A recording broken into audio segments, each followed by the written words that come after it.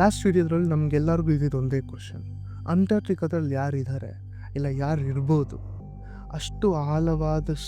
ಅಷ್ಟು ಆಳ ಇರೋ ಐಸ್ ಕೆಳಗಡೆ ಏನಿದೆ ನಿಜವಾಗ್ಲೂ?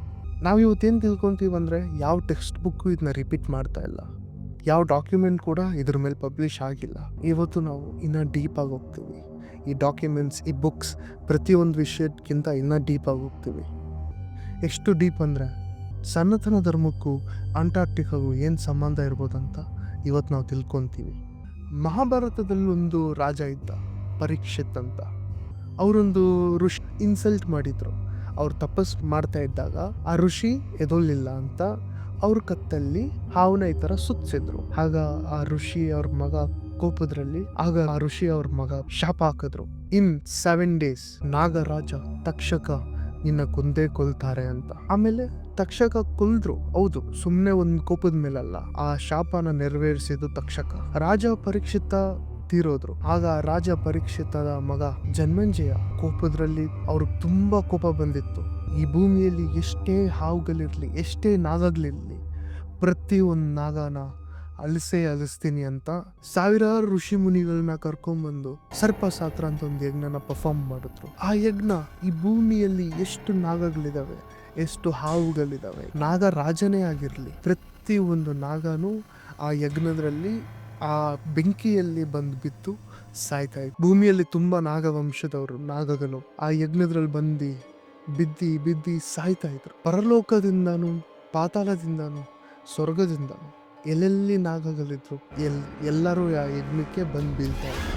ಇದನ್ನ ನೋಡಿ ನಾಗರಾಜ ತಕ್ಷಕ ಭಯಪಟ್ಟು ಇಂದ್ರನ ಹತ್ರ ಹೋಗಿ, ಕಾಪಾಡು ಇಂದ್ರ, ನನ್ನ ವಂಶದಲ್ಲಿ ಯಾರನ್ನೂ ಉಳಿಸ್ತಾ ಇಲ್ಲ. ಆ ರಾಜ ಜನ್ಮೇಜಯ ಕೋಪದ್ರಲ್ಲಿ ಯಜ್ಞ ಮಾಡ್ತಾ ಇರೋದ್ರಲ್ಲಿ ನನ್ನ ವಂಶದವರು ಪ್ರತಿಯೊಬ್ಬರು ಸಾಯ್ತಾ ಇದ್ದಾರೆ, ನನ್ನ ಕಾಪಾಡು ಇಂದ್ರ ಅಂತ ಹೇಳಿದಾಗ, ಇಂದ್ರ ನಾನು ಕಾಪಾಡ್ತೀನಿ ಅಂತ ಒಪ್ಕೊಂಡಾಗ ಇಂದ್ರನ ಕೈಯಲ್ಲೂ ಕಾಪಾಡಕ್ಕಾಗಲಿಲ್ಲ. ಆ ನಾಗರಾಜ ತಕ್ಷಕ ಕೂಡ ಆ ಯಜ್ಞಕ್ಕೆ ಹೋಗ್ತಾ ಇದ್ದ. ಒಂದೇ ಒಂದು ಋಷಿ ಬಂದು ಈ ಯಜ್ಞನ ನಿಲ್ಸಿ ಅಂತ ರಾಜ ಜನ್ಮೇಜಯಗೆ ಇನ್ಸ್ಟ್ರಕ್ಟ್ ಮಾಡೋದು. ಆ ಮುನಿ ಹೆಸರು ಅಸ್ತಿಕ. ಒಂದು ನಾಗಗೂ ಒಂದು ಮನುಷ್ಯನ್ಗೂ ಹುಟ್ಟಿರೋ ಮುನಿ. ಆ ಮುನಿ ರಕ್ತದಲ್ಲಿ ಒಂದು ನಾಗದ ರಕ್ತನೂ ಇತ್ತು, ಒಂದು ಮನುಷ್ಯನ ರಕ್ತನೂ ಇತ್ತು. ಅವ್ರು ಬಂದು ರಾಜನ್ಗೆ ರಿಕ್ವೆಸ್ಟ್ ಮಾಡಿದ್ರು, ಅರ್ಥ ಮಾಡಿಸಿದ್ರು, ನೀನೊಂದು ರಾಜನಾಗಿದ್ದಿ, ಈ ರಿವೆಂಜ್ ಅನ್ನೋ ವಿಷಯಕ್ಕೆ ನೀನು ಹೋಗೋದು ನಿನ್ನ ರಾಜ್ಯಕ್ಕೆ ಒಳ್ಳೇದಲ್ಲ, ನಿನ್ನ ರಾಜ ಭಾರತದ ಮೇಲೇನೆ ಒಂದು ಕ್ವಶನ್ ಬರುತ್ತೆ ಅಂತ ಹೇಳಿ ಕನ್ವಿನ್ಸ್ ಮಾಡಿದಾಗ ಯಜ್ಞಾನ ನಿಲ್ಸಿದ್ರು. ನಾಗರಾಜ ತಕ್ಷಕನ ಜೀವ ಉಳಿದಿದ್ದು ನಾಗರಾಜ ತಕ್ಷಕ ಹೋಗಿದ್ದು ಪಾತಾಳದಲ್ಲಿ ಸೇಫ್ ಆಗಿ ಅಲ್ಲೇ ಸ್ಟೇ ಆದ್ರು. ಮಹಾಭಾರತದಲ್ಲಿ ಇಲ್ಲ ನಮ್ಮ ಸನಾತನ ಧರ್ಮದಲ್ಲಿ ನಾಗರಾಜ ತಕ್ಷಕ ಬಗ್ಗೆ ಇಷ್ಟೇ ವಿವರವಿರೋದು.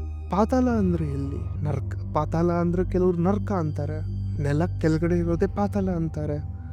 ಪಾತಾಳಕ್ಕೆ ನಾಗರಾಜ ಹೋದ್ರು.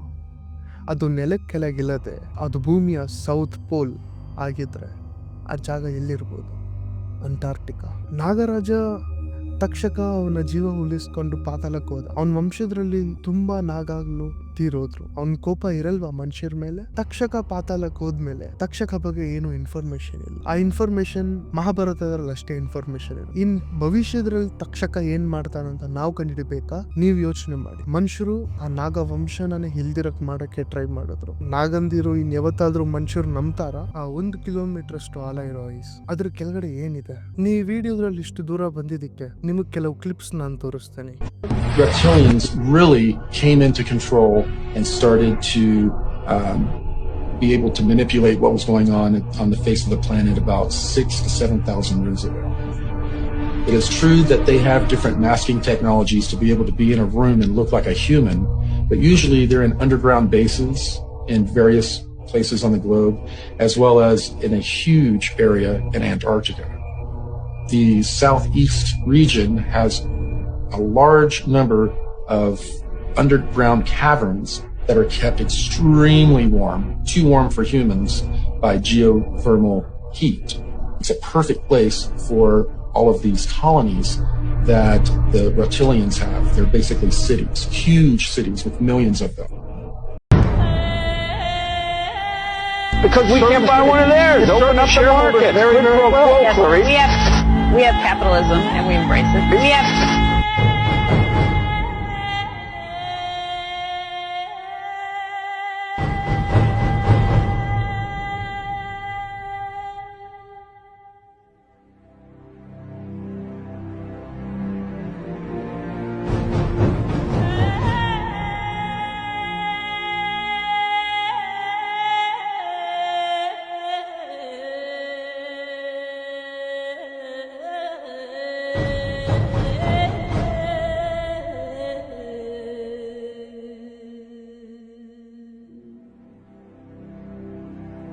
ಈ ಕ್ಲಿಪ್ಸಿಂದ ಏನು ಗೊತ್ತಾಗುತ್ತಂದ್ರೆ ನಾಗರು ಇಲ್ಲ ಬೇರೆ ಯಾರೋ ಭೂಮಿನ ಇಂಡೈರೆಕ್ಟಾಗಿ ಕಂಟ್ರೋಲ್ ಮಾಡಕ್ಕೆ ಟ್ರೈ ಮಾಡ್ತಾನೆ ಇದ್ದಾರೆ. ಅದನ್ನ ಕಂಪ್ಲೀಟಾಗಿ ಡಿಬಂಕ್ ಮಾಡೋಣ ನೆಕ್ಸ್ಟ್ ವಿಡಿಯೋದ್ರಲ್ಲಿ. ಅಂಟಿಲ್ ದೆನ್ ಯೋಚನೆ ಮಾಡೋದು ನಿಲ್ಲಿಸಬೇಡಿ.